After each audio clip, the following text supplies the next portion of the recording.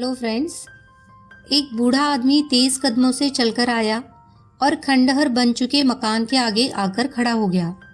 एक छोटा सा कमरा था जिसकी कड़ियाँ टूटकर नीचे गिर गई थी और सामने एक छोटे से आंगन में अब कूड़ा कचरा बिखरा पड़ा था और ऊंची ऊंची झाड़ियाँ उगी हुई थी।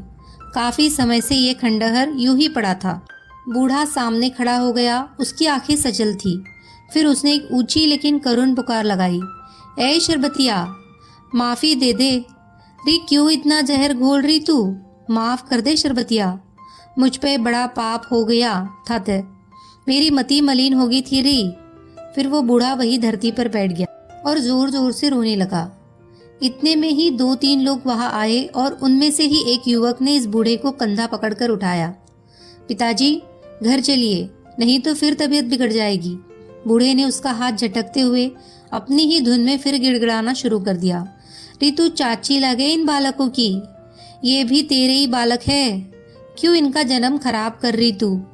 री शरबतिया, दी के अपने नाम की लाज राख ले, बकस दे हम सबको। और भी लोग इकट्ठा हो गए थे। वो युवक प्यार से समझाते हुए उस बूढ़े को वापस ले गया। तभी वहां खड़े एक आदमी ने कहा, भाई बहुत बुरी पड़ती शरबतिया की हाय तो लंबरदार पे। लंबरदार चतर सिंह, यही नाम था इस बूढ़े का। देवला गांव का सबसे धनवान और सबसे बड़ा किसान। आज से 5 वर्ष पहले की एक घटना, जिसके बाद आज लंबरदार इस हालत में था। आप सुन रहे हैं सतीश भारद्वाज की लिखी हिंदी कहानी हाय। आगे बढ़ने से पहले अगर आपको हमारा चैनल पसंद आ रहा है तो प्लीज़ इसे सब्सक्राइब कीजिए। 5 वर्ष पहले शरबतिया एक विधवा जो अपने बेटे के साथ रहती थी। इसके और इसके बेटे सुनील के अलावा और कोई नहीं था इनके परिवार में। पति बहुत पहले ही चल बसे थे। रोजी रोटी के लिए दूसरों के घरों में या दूसरों के खेतों पर मजदूरी कर लेती थी। अपने बेटे सुनील को इसने किसी तरह की कोई कमी नहीं होने दी थी। इसके लाड़ प्यार का असर ये हुआ कि इनके बेटे ने कभी अपनी जिम्मेदारी को समझा ही नहीं। कस्बे में पढ़ने जाता था तो वहाँ कुछ आवारा लड़कों से दोस्ती हो गई, लेकिन वो आवारा लड़के तो अमीर परिवार से थे, तो उनकी आवारगी तो उनका शौक थी।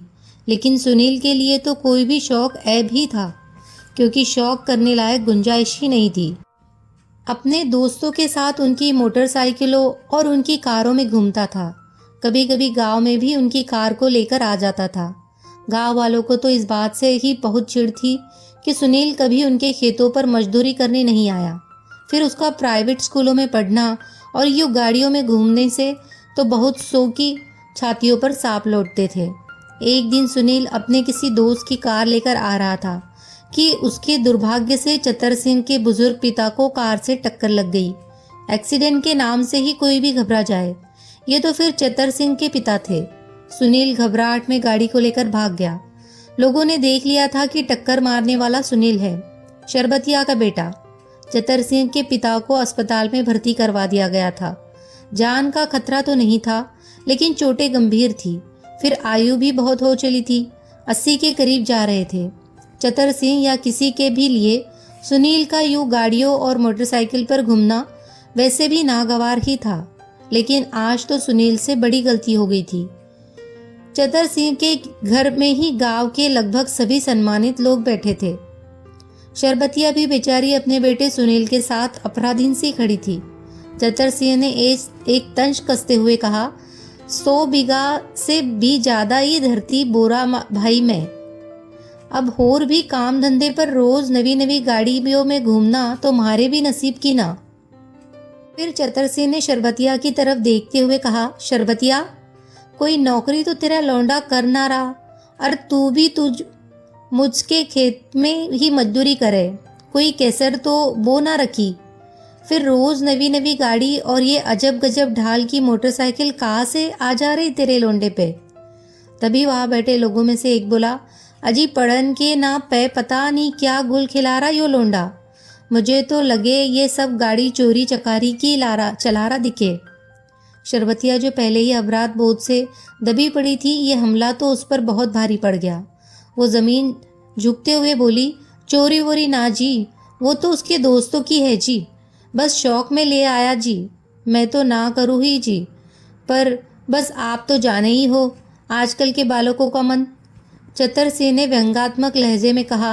हाँ, गांव में बिरसे भी बहुत पड़े उसके खातर। फिर गाड़ियों में वो नहीं तो क्या हम फिरेंगे।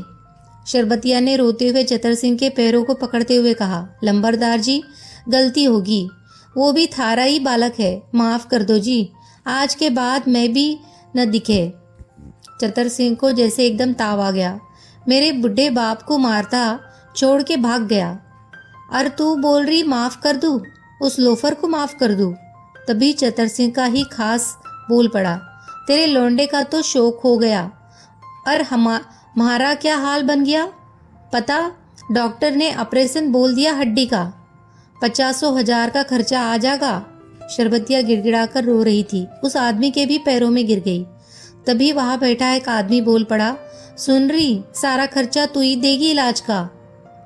शरबतिया इस बात पर घबरा गई। जो मजदूरी में कमाती थी उसमें से सभी कुछ तो खर्च हो जाता था। अपने बेटे सुनील को भी अच्छे स्कूल में पढ़ा रही थी।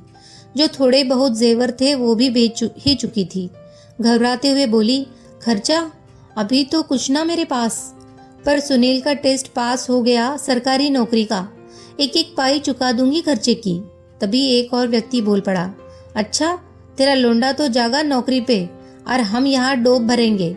देख, पुलिस में रपट कर दी, या तो सारा खर्चा और दंड भी अभी दे दे तो सांझ तक दरोगा जी अपने आप सलट लेंगे। शरबतिया एकदम से घबरा गई और चतर सिंह के पैर पकड़ लिए और रोती हुई बोली, माफ कर दो लंबरदार, जिंदगी बर्बाद मत करो मेरे बेटे की।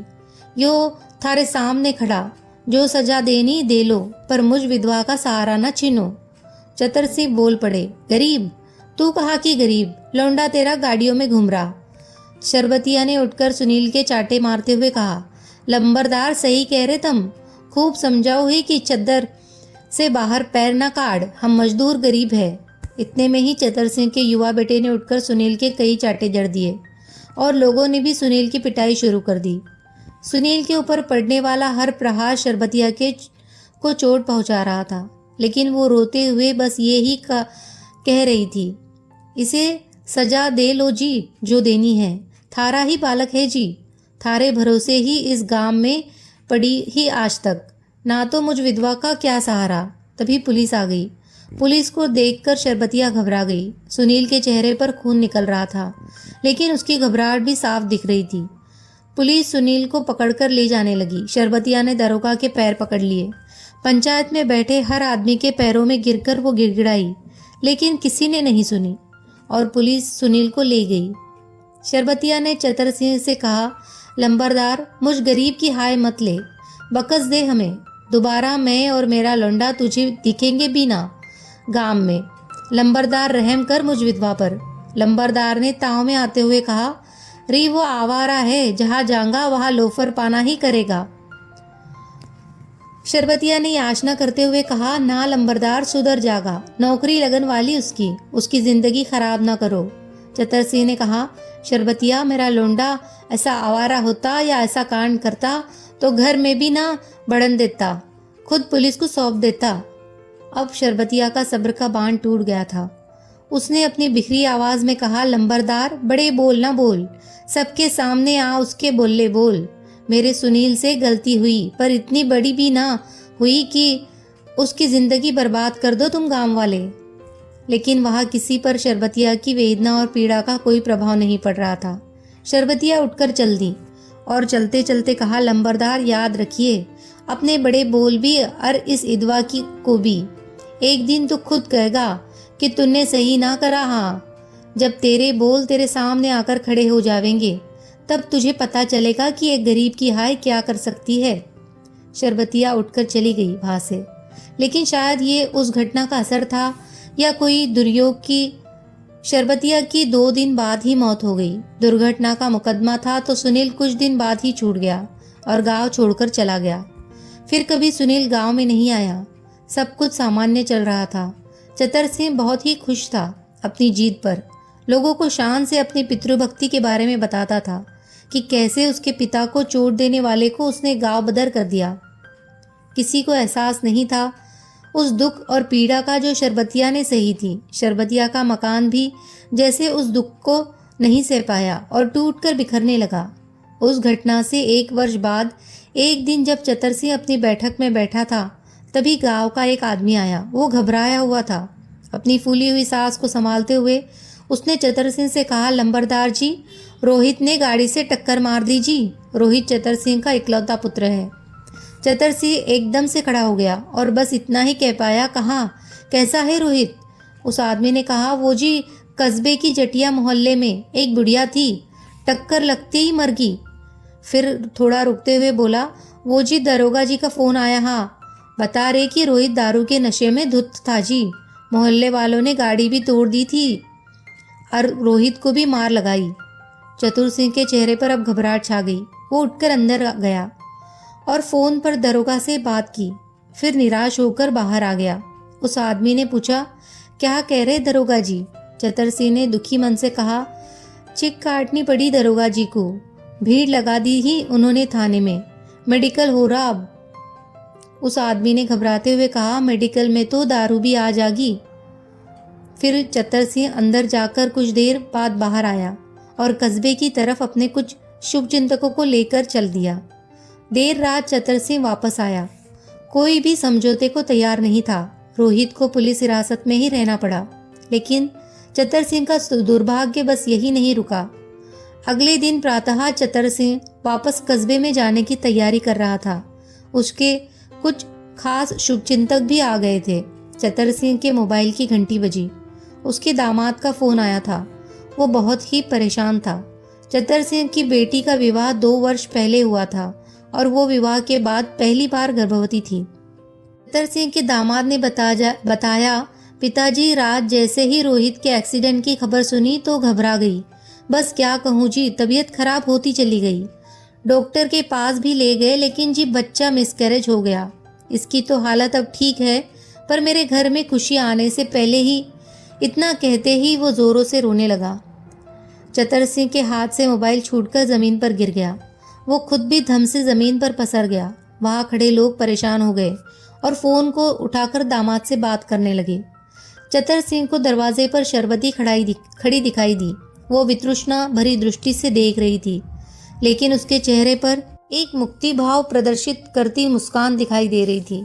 चतर सिंह उठकर अपने उस दिवा स्वप्न के पीछे भाग लिया और भागते भागते शरबती के खंडहर बन चुके मकान के बाहर आकर जमीन पर बैठ गया और चिल्लाने लगा और रोने लगा, शरबती, मुझे माफ कर दे, मेरे जीवन में जहर मत घोल रे, अपने नाम की लिहाज रख।